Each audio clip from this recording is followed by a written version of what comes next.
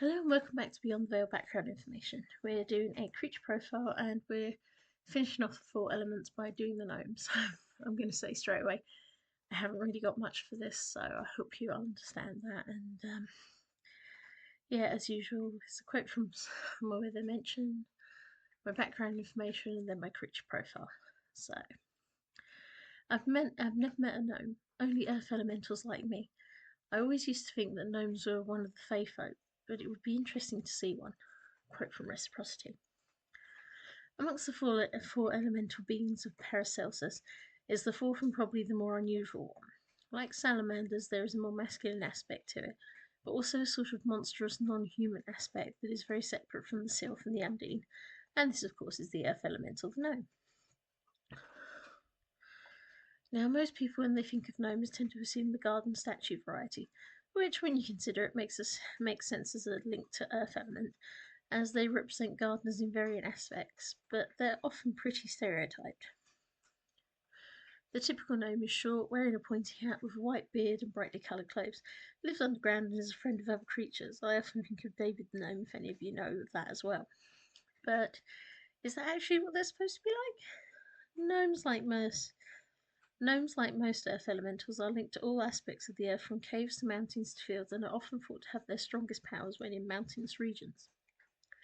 Unlike the salamander that is deemed a destroyer and a more temperamental element, earth elementals are often deemed as more stable, slow perhaps, but also safe in their powers and strengths and linked to growing, healing, and creation. Though some might think of gnomes as akin to dwarfs of European mythology, the gnome is not a being that is linked to greed or in altering the elements to form things like powers or money, yet they are thought to be the most linked to the material things because, of course, earth and soil are basic materials. However, as always, this particular group of beings, there's a big issue with there's a big issue with the names. Now, gnome is the one most people use, and Paracelsus uses it, but also uses the term pygmies, where he also uses kobold, as similar to kobold, and bergleute as also terms that dwarves are the deformed versions of gnome. The whole grouping is an area of significant disquiet these days.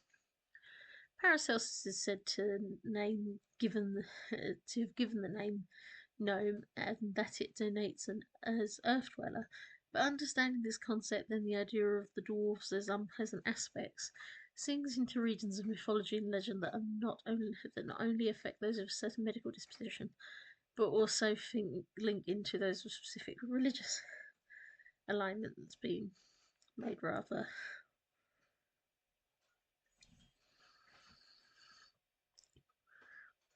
as stereotyped in the early 1800s, 1900s. As I've got to put this up on YouTube, you'll understand why I don't go further into it, but I will say this is why I'm not particularly keen on having a gnome character when there's a lot around it that's a bit fishy. Like, the whole they're small and live underground, and the earth spirits is not such a bad thing, but there is still a big area of disquiet and confusion for how many things they are developed from that mean I find the title gnome. I find the title gnome doesn't actually feel like it suits. Curiously, in nature meditations and some aspects of alternative spirituality, gnomes are actually very important. They are linked to ley lines and clearing energies, and it is surprising how often you'll find guided meditations urging you to connect to them. For being a dwarf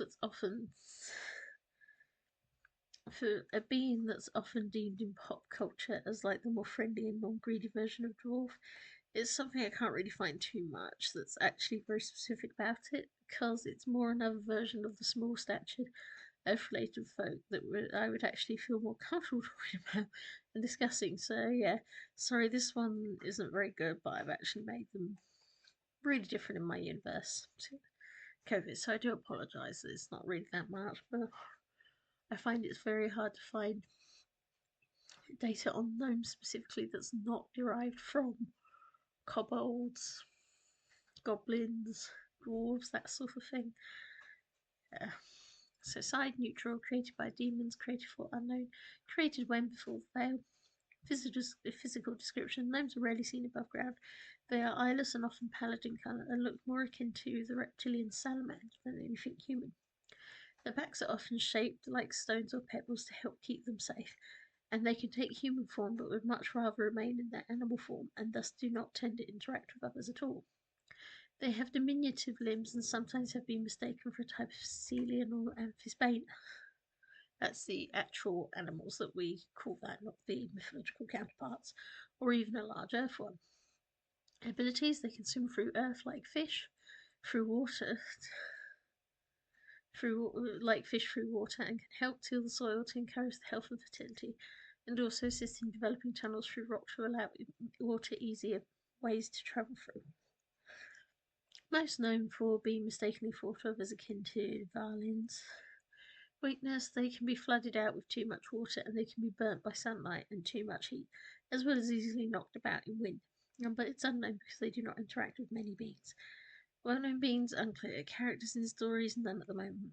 Final comments. Sorry, this one seemed to fall apart, but gnomes are something I wanted to change to be more like salamanders and like something particularly different from another version of the species that's so heavily linked to a particular set of thoughts that unfortunately have been manipulated and used for something much more unpleasant. So, yeah, thank you for listening.